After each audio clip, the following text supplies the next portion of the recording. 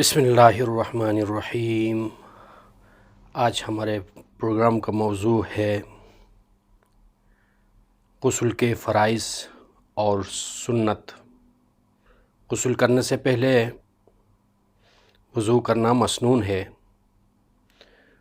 ام المومنین عائشہ رضی اللہ تعالیٰ عنہا سے روایت ہے کہ نبی کریم صلی اللہ علیہ وآلہ وسلم جب جنابت کا غسل فرماتے تو پہلے اپنے دونوں ہاتھ دھوتے، پھر وضو فرماتے جس طرح نماز کے لیے وضو فرماتے تھے۔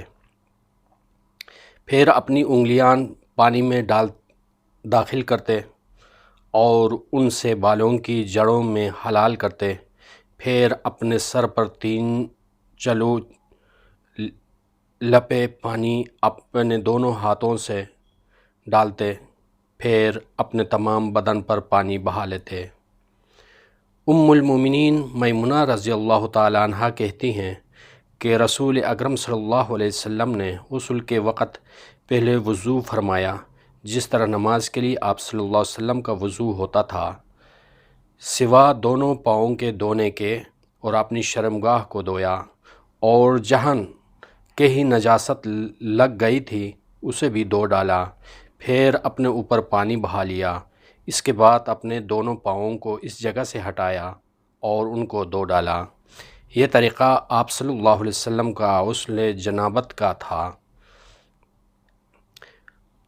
خاوند کا اپنی بیوی کے ہمراہ نہانا درست ہے یا نہیں؟ ام المومنین عائشہ صدیقہ رضی اللہ تعالیٰ عنہ کہتی ہیں کہ میں اور نبی کریم صلی اللہ علیہ وسلم ایک برتن سے یعنی ایک قدح ٹب سے، جس کو فرق کہتے ہیں، غسل کیا کرتے تھے۔ 1 سا یا اس کے لگ بھگ پانی سے غسل کرنا۔ ام المومنین عائشہ صدیقہ رضی اللہ تعالیٰ عنہ سے روایت ہے، رسول اللہ صلی اللہ علیہ وسلم کے غسل کی کیفیت پوچھی گئی تو انہوں نے ایک زا کے قریب پانی کا برتن منگوایا اور اسے غسل کیا اور اپنے سر پر پانی بہایا، اور ام المومنین کے اور پوچھنے والے کے درمیان موٹا پردہ حائل تھا۔ سیدنا جابر بن عبداللہ رضی اللہ تعالیٰ عنہ سے ایک شخص نے غسل کے بارے میں پوچھا کہ کس قدر پانی سے کیا جائے، تو انہوں نے کہا کہ 1 زا پانی تجھے کافی ہے۔ ایک شخص بولا کہ مجھے کافی نہیں ہے، تو جابر رضی اللہ تعالیٰ عنہ نے کہا کہ 1 زا پانی اس شخص کو کافی ہو جاتا تھا جس کے بال تجھ سے زیادہ گھنے تھے اور تجھ سے بہتر بھی تھا، یعنی رسول اللہ صلی اللہ علیہ وسلم۔ پھر جابر رضی اللہ تعالیٰ عنہ نے صرف ایک کپڑا پہن کر نماز میں ہماری امامت کی۔ جس نے اپنے سر پر 3 بار پانی بہایا۔ سیدنا جابر بن مطعم رضی اللہ تعالیٰ عنہ کہتے ہیں کہ رسول کریم صلی اللہ علیہ وسلم نے فرمایا، میں تو اپنے سر پر 3 مرتبہ پانی بہاتا ہوں، اور یہ کہہ کر آپ صلی اللہ علیہ وسلم نے اپنے دونوں ہاتھوں سے اشارہ کیا۔ جس نے نہاتے وقت حلاب یا خوشبو سے ابتدا کی اس کا ذکر۔ ام المومنین عائشہ صدیقہ رضی اللہ تعالیٰ عنہ کہتی ہیں کہ نبی کریم صلی اللہ علیہ وسلم جب جنابت سے غسل فرماتے تھے تو کوئی چیز مثل حلاب وغیرہ کے لگانے تھے اور اسے اپنے ہاتھوں میں لے کر پہلے سر کے دائیں ہاتھ حصے سے ابتدا کرتے، پھر بائیں جانب سے لگاتے تھے، پھر دونوں ہاتھ اپنے سر کے درمیان میں رگڑتے تھے۔ جماع کے بعد بغیر غسل کیے پھر جماع کرنا کیسا ہے؟ ام المومنین عائشہ صدیقہ رضی اللہ تعالیٰ عنہ کہتی ہیں کہ میں رسول اللہ صلی اللہ علیہ وسلم کو خوشبو لگاتی تھی، پھر آپ صلی اللہ علیہ وسلم اپنی سب بیویوں کے پاس جاتے، یعنی وظیفہ زوجیت فرماتے، پھر دوسرے دن احرام باندھتے ہوئے خوشبو جھاڑ دیتے تھے۔ سیدنا انس رضی اللہ تعالیٰ عنہ کہتے ہیں کہ نبی کریم صلی اللہ علیہ وسلم اپنی تمام بیویوں کے پاس ایک ہی ساتھ کے اندر رات کے اور دن میں دورہ کر لیتے تھے، اور وہ 11 تھی۔ ایک روایت میں ہے کہ 9 عورتیں تھیں، تو انس رضی اللہ تعالیٰ عنہ سے پوچھا گیا کہ آپ صلی اللہ علیہ وسلم اس سب کی طاقت رکھتے تھے؟ وہ بولے کہ ہاں، بلکہ ہم آپس میں کہا کرتے تھے کہ آپ صلی اللہ علیہ وسلم کو 3 مردوں کی طاقت دی گئی تھی۔ جس شخص نے خوشبو لگائی پھر غسل کیا اور خوشبو کا اثر باقی رہ گیا تو کیا کرنا چاہیے؟ ام المومنین عائشہ صدیقہ رضی اللہ تعالیٰ عنہا سے روایت ہے کہ وہ کہتی ہیں کہ گویا میں نبی کریم صلی اللہ علیہ وسلم کی مانگ میں خوشبو کی چمک اب تک دیکھ رہی ہوں، اس حال میں کہ آپ صلی اللہ علیہ وسلم محرم یعنی احرام میں تھے۔ غسل میں بالوں کا خیال رکھنا ضروری ہے یا نہیں؟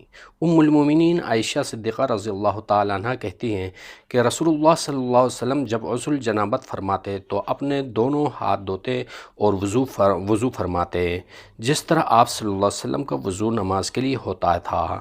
پھر غسل کرتے اپنے ہاتھوں سے اپنے بالوں کا حلال کرتے تھے، یہاں تک کہ آپ صلی اللہ علیہ وسلم سمجھ لیتے کہ کھال تر ہو گئی ہے تو اس پر 3 پانی بہاتے، پھر اپنے باقی ماندہ بدن کو دھوتے۔ جس کو مسجد میں داخل ہونے کے بعد یاد آئے کہ جنبی ہے تو وہ فوراً مسجد سے نکل جائے اور تیمم نہ کرے۔ سیدنا ابو ہریرہ رضی اللہ تعالیٰ عنہ کہتے ہیں کہ ایک مرتبہ نماز کی اقامت کہی گئی اور صفیں کھڑی کر کے درست کی گئی، پھر رسول اللہ صلی اللہ علیہ وسلم ہماری طرف تشریف لائے تو آپ صلی اللہ علیہ وسلم نماز پڑھانے کی جگہ پر کھڑے ہو گئے، تو اس وقت یاد کیا کہ جنبی ہے، پھر ہم سے فرمایا تم اپنی جگہ پر کھڑے رہو، اور آپ صلی اللہ علیہ وسلم لوٹ گئے اور غسل کیا اور اس کے بعد ہمارے پاس تشریف لائے، اور آپ صلی اللہ علیہ وسلم کے سر سے پانی ٹپک رہا تھا۔ پھر آپ صلی اللہ علیہ وسلم نے تکبیر تحریمہ کہی اور ہم سب نے آپ صلی اللہ علیہ وسلم کے ہمراہ نماز پڑھی۔ جس شخص نے ایک گوشہ میں بحالت تنہائی برہنہ ہو کر غسل کیا تو کیا کرنا چاہیے؟ سیدنا ابو ہریرہ رضی اللہ تعالیٰ عنہ نبی کریم صلی اللہ علیہ وسلم سے روایت کرتے ہیں کہ آپ صلی اللہ علیہ وسلم نے فرمایا، بنی اسرائیل برہنہ غسل کیا کرتے تھے، ایک دوسرے کی طرف دیکھا کرتے تھے، اور موسیٰ علیہ السلام تنہا غسل کیا کرتے تھے، تو بنی اسرائیل نے کہا کہ واللہ موسیٰ علیہ السلام کو ہم لوگوں کے ہمراہ غسل کرنے سے سوا ان کے کچھ معنی نہیں کہ وہ فنق ایک قسم کی مردانہ بیماری میں مبتلا ہے۔ اتفاق سے ایک دن موسیٰ علیہ السلام غسل کرنے لگے اور اپنا لباس پتھر پر رکھ دیا، وہ پتھر اس کا لباس لے کر بھاگا، اور موسیٰ علیہ السلام بھی اس کے تعاقب میں کہتے ہوئے دوڑے کہ اے پتھر میرے کپڑے دے دیجئے، اے حجر میرے کپڑے دے دے، یہاں تک کہ بنی اسرائیل نے موسیٰ علیہ السلام کی طرف دیکھ لیا اور کہا کہ واللہ موسیٰ علیہ السلام کو کچھ بیماری نہیں ہے، اور پتھر ٹھہر گیا۔ موسیٰ علیہ السلام نے اپنا لباس لے لیا اور پتھر کو مارنے لگے۔ سیدنا ابو ہریرہ رضی اللہ تعالیٰ عنہ کہتے ہیں کہ اللہ کی قسم موسیٰ علیہ السلام کے مار سے اس پتھر پر 6 یا 7 نشان اب تک باقی ہیں۔ صدق اللہ العظیم۔